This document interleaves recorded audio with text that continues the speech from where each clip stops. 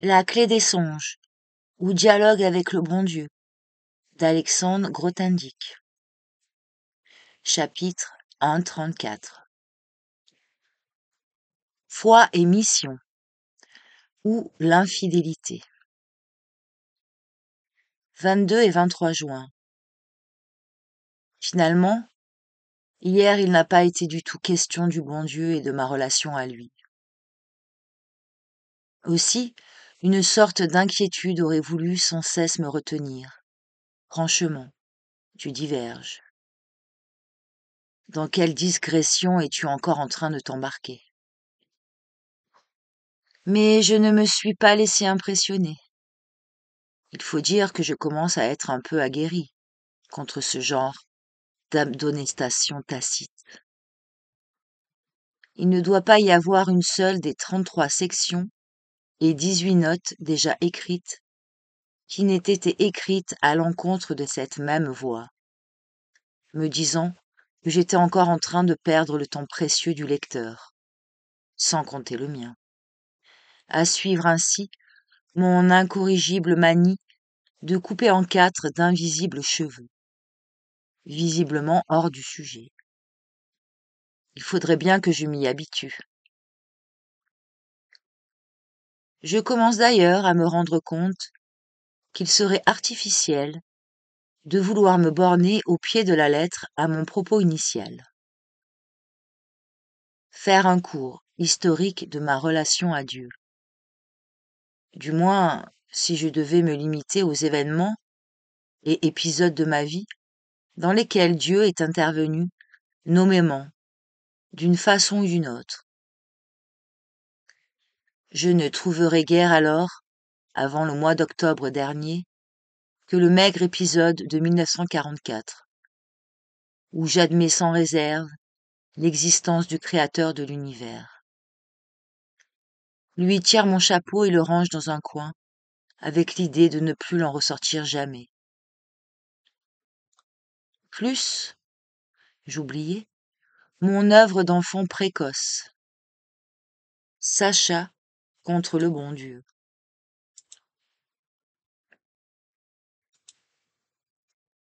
Ancêtre de la bande dessinée, métaphysique en l'occurrence, établissant l'inexistence du dit bon Dieu par un argument, par l'absurde bien senti.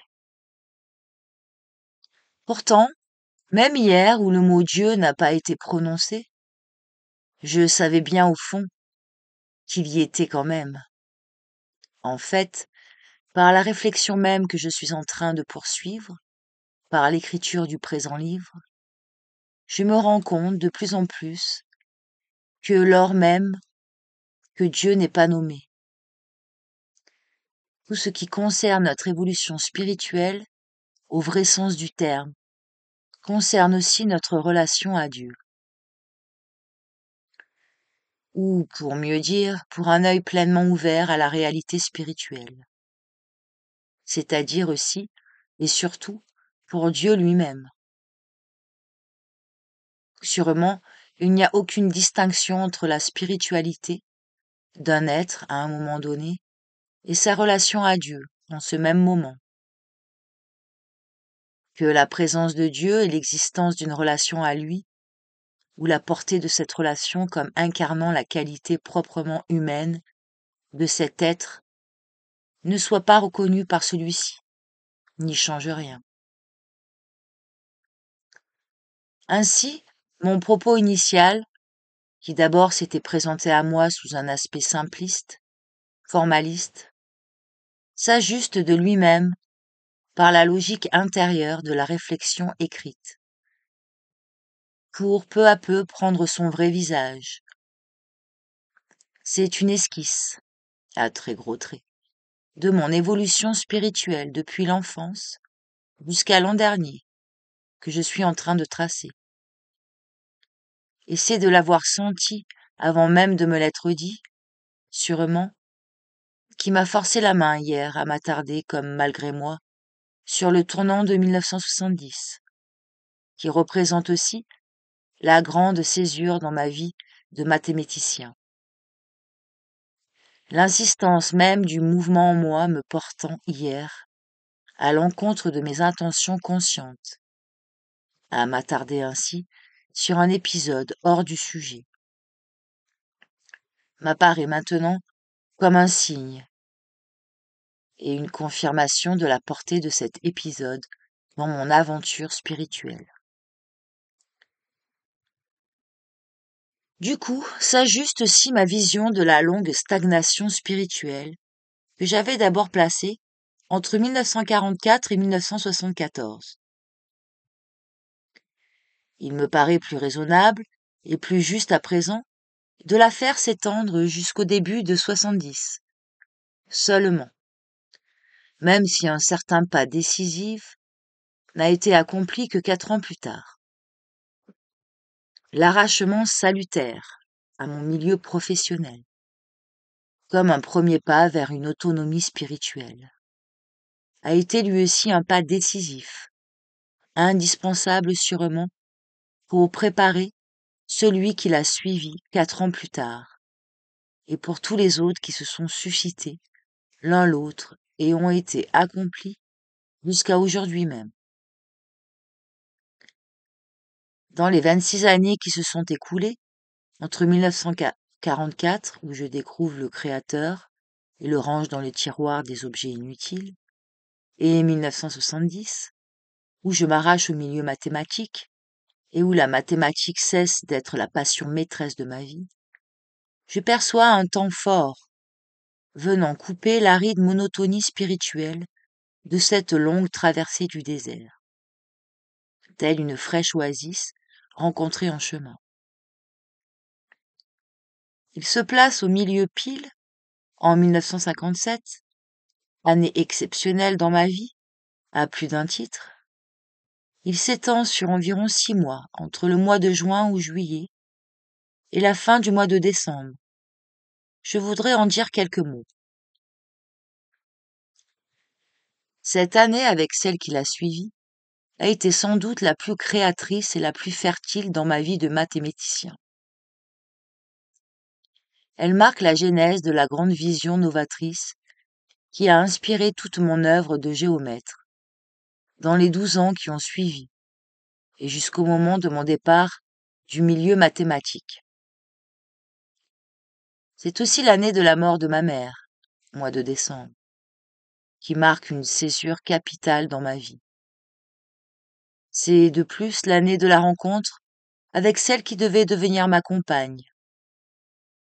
Dans les jours mêmes qui suivent la mort de ma mère, et comme appelée par cette mort, commence une vie commune à deux, qui allait devenir maritale. C'est alors que je fonde, sans trop encore m'en rendre compte, la nouvelle famille qui dans mon esprit devait continuer celle dont j'étais issue. La conjonction de ces 3 circonstances suffirait certes à elle seule à marquer cette année comme exceptionnelle dans ma vie, et aussi dans mon aventure spirituelle. Mais c'est une autre circonstance encore qui m'incite à en faire ici mention. En cette année-là, pour la première fois, depuis que, jeune adolescent de 17 ans, je m'étais lancé à cœur perdu dans le travail mathématique, et pour la seule fois aussi jusqu'au moment de mon départ du monde mathématique, je marque un temps d'arrêt. Pendant tout l'été, à partir du mois de juin et de juillet, je ne touche pas à la mathématique. Pendant ces mois, il y a comme l'amorce d'un retour sur moi-même, mais sans que l'idée me vienne d'une réflexion, qui se dirait-elle. Encore moins y a-t-il alors, comme ce sera le cas en 74, 17 ans plus tard, une réflexion écrite, puisant dans l'écriture une vigueur dynamique, comme celle qui anime mon travail mathématique. Mais pour la première fois de ma vie, se fait sentir en moi un besoin de renouvellement, très clairement perçu et accepté comme tel. J'avais le sentiment, et non sans raison, que désormais je savais ce que c'était que le travail mathématique et la création mathématique. Dans ce travail, j'avais commencé à donner ma mesure et m'étais fait un solide renom international. Quelques mois plus tard, une percée décisive allait me consacrer grande vedette. Mais c'était alors le dernier de mes soucis. Je savais bien que je pourrais encore faire du bon travail en maths, peut-être même des grandes choses, qui sait. J'en avais en train que je sentais juteuse. J'ai continué, et jusqu'à la fin de mes jours, sans jamais épuiser l'inépuisable. Mais je ne voyais pas le sens de continuer ainsi, à me dépasser sans cesse moi-même. Ce n'est pas que j'étais fatiguée du travail mathématique, qui m'avait passionnée il y avait quelques jours, ou quelques semaines encore, et encore moins blasée. Je ne sentais pas moins qu'avant la beauté et le mystère, et l'attirance quasiment charnelle de la mathématique, de celle qui avait été pour moi la plus accueillante des maîtresses, celle qui toujours, quand je venais à elle, m'avait comblée. Et je savais aussi la joie de celui qui édifie de ses mains, amoureusement, pierre après pierre, des belles et spacieuses demeures, qui ne ressemblent à aucune autre, que main d'homme ait jamais construite. La joie de la création, faire surgir ce qui n'a jamais été avant, ce qu'aucun autre ne fera à ma place, juste de cette façon.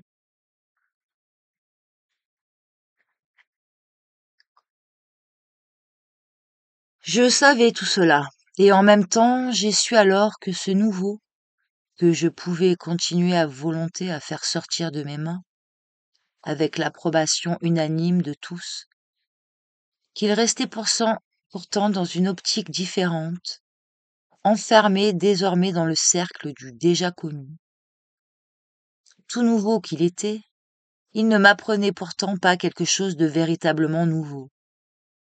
Ou pour mieux dire, peut-être, il avait cessé de véritablement nourrir mon être. Ou s'il le nourrissait encore de quelque façon, il y avait pourtant carence de quelque chose d'essentiel, sûrement qui lui manquait.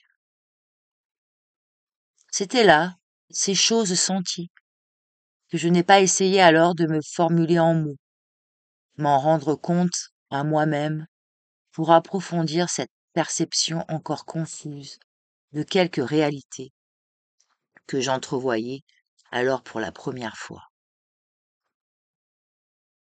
Celle des limites d'une chose pourtant illimitée, comme la création mathématique. Celle de la répétitivité d'un travail qui était pourtant bel et bien et irrécusablement, à son propre niveau, un travail créateur. Il me semble à présent que j'étais confrontée, alors, pour la première fois de ma vie peut-être, à la différence de niveau entre deux réalités de nature distincte, quoique intimement reliées. La réalité intellectuelle, où se plaçait mon travail mathématique, et la réalité spirituelle, qui échappe presque entièrement à ce travail.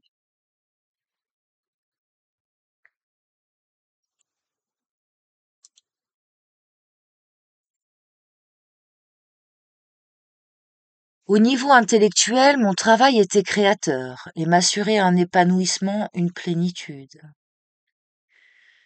Mais vu du niveau spirituel, plus élevé, ce travail s'accomplissait dans un contexte et dans des dispositions qui en faisaient un travail répétitif, un travail de routine, un travail assuré d'avance de sa moisson de succès, d'admiration et de louange,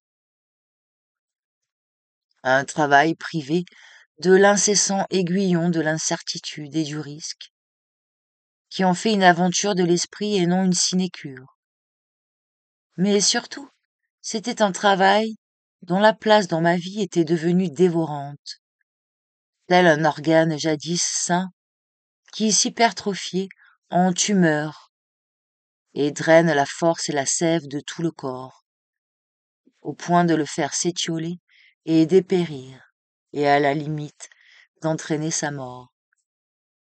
Je devais sentir que sur ce plan plus élevé et plus profond à la fois, que je ne percevais encore que très obscurément, je dépérissais et qu'il était grand temps d'y remédier. Il n'y a eu alors aucune résistance contre la connaissance qui montait des profondeurs. Je lui ai fait une totale confiance, tout comme en 1976, près de 20 ans plus tard. Je devais faire toute confiance aux messages me venant par mes rêves. Dans l'un et l'autre cas, je savais que ce qui m'était dit était vrai, et m'était dit pour mon bien. C'étaient des semaines de recueillement et d'écoute, venant là comme par miracle, sur un diapason tout différent de tout ce que ma vie avait été jusque-là.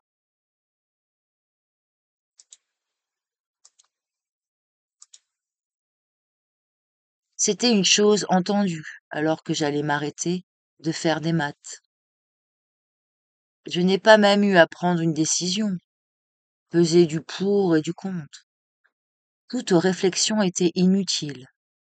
La joie que suscitait en moi la pensée de tourner cette page bien remplie, et de me trouver devant la page blanche qui déjà m'appelait, cette joie me montrait, mieux que toute réflexion, que j'étais sur la bonne voie, la mienne. Je pensais que je me ferais écrivain. Pendant ces semaines, je passais une bonne partie de mon temps à écrire des poèmes ou des courtes esquisses littéraires, à traduire en français une œuvre poétique en allemand qui m'avait enchanté. L'idée des difficultés matérielles que j'aurais à affronter en quittant une situation assurée au CNRS ne m'a pas effleurée alors. J'en avais vu bien d'autres. Et je n'ai pas été troublée non plus par la perplexité plus sérieuse. Si je me fais écrivain, que vais-je donc écrire? Je n'avais aucun doute que chaque jour me dirait lui-même ce que j'aurais à faire ce jour-là. Quel travail mettre en chantier et comment? En y repensant parfois, en passant, après la Renaissance qui eut lieu en 1976, je me suis dit que je manquais de maturité, que je n'avais pas alors de message à communiquer, que je risquais de tourner à vide. Pourtant, revenant à présent sur cet épisode, en me pénétrant de son sens, il m'apparaît qu'une telle confiance n'est jamais déplacée. Quand elle est, comme ce fut alors le cas, expression d'une authentique foi en la voix intérieure. Cette voix-là n'est autre que la voix de Dieu. Les moyens, ici, la maturité, le message, sont alors entièrement secondaires. Quand il y a la foi et la fidélité à cette foi, ces moyens naissent et se développent au fur et à mesure des besoins, au jour le jour, par l'effet même du travail qui s'accomplit dans la fidélité à soi-même. Ces choses-là, toujours, nous viennent par surcroît. Je me rends compte à présent que rien que les 29 années qui étaient alors derrière moi représentaient une richesse prodigieuse, quasiment inépuisable.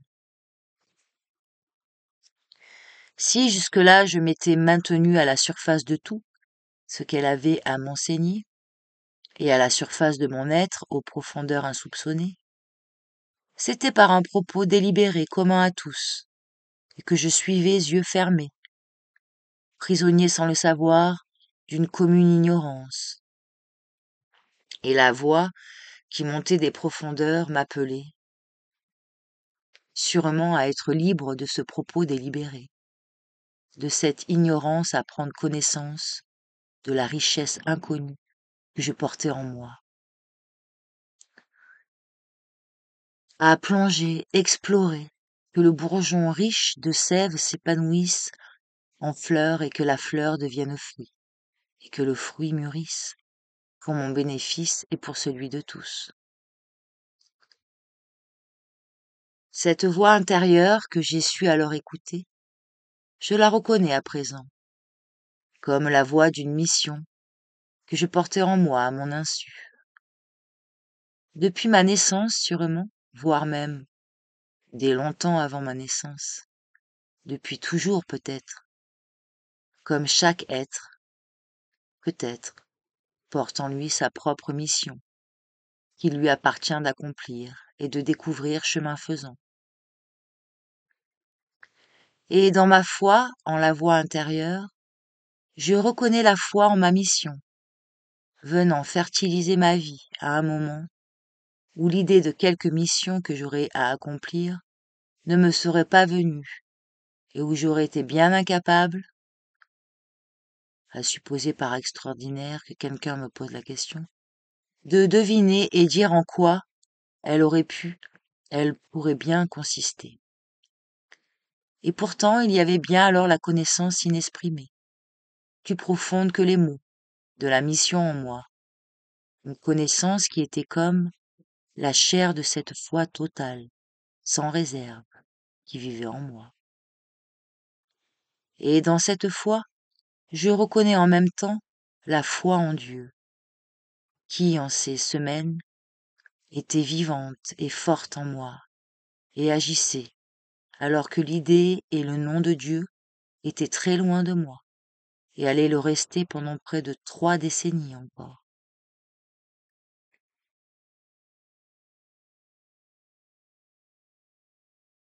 Il y avait cette connaissance et cette foi qui emplissaient mon être pendant des semaines, des mois peut-être. Et il était bien entendu que la mathématique, désormais, était un chapitre clos, que je laissais derrière moi. Et pourtant, je n'ai quitté le milieu mathématique que 13 ans plus tard.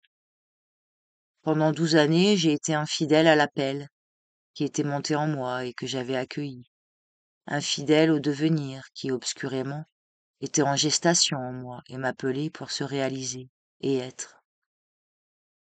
C'est là peut-être la première infidélité de ma vie et la plus essentielle, une infidélité plénière, car les fautes et les égarements qui découlent d'une ignorance, celle-ci fut elle-même voulue et entretenue, ne sont pas à proprement parler infidélité à soi. Ici, par contre, il y avait plénitude de connaissances, alors même que celle-ci restait inexprimée, et plénitude de foi, alors même que l'objet de cette foi restait obscur et incompris. Il n'y a jamais eu de décision vécue comme telle, du genre, après tout. Je vais quand même continuer encore à faire des maths, c'est plus sûr. Plutôt un glissement insensible me faisant retourner inexorablement dans l'orbite des habitudes acquises. J'avais quelques travaux en train, certes, qui me tenaient plus à cœur que d'autres, et je me disais qu'avant de faire mes boutiques, j'allais les mettre noir sur blanc et les publier. Ce serait dommage qu'ils soient perdus. Et c'était dit, on s'en doute, avec la meilleure foi du monde. Mais c'était là déjà, sûrement, l'acte de démission qui ne dit pas son nom. Car changer, ce n'est pas pour demain, ni pour dans 6 mois, quand j'aurai terminé ceci ou cela. Ça n'a de sens que quand la vie change à l'instant même, sans se retourner ni tergiverser. J'étais bien placé pourtant pour savoir qu'un travail qu'on met noir sur blanc, en pensant y mettre 30 pages, c'est 300 qui s'alignent, vite fait, et 10 autres travaux qui se greffent dessus chemin faisant, auxquels nul n'avait songé, et qu'il faut également tirer au clair pour avoir vraiment l'impression d'avoir mené à bonne fin et compris le fin fond du travail par lequel on avait commencé. C'était fatal que j'allais être repris par l'engrenage, et ça n'a pas manqué. 12 ans après, j'y étais encore, et si bien que ça faisait longtemps que ces idées un peu faux-folles de me lancer dans la littérature étaient bien oubliées.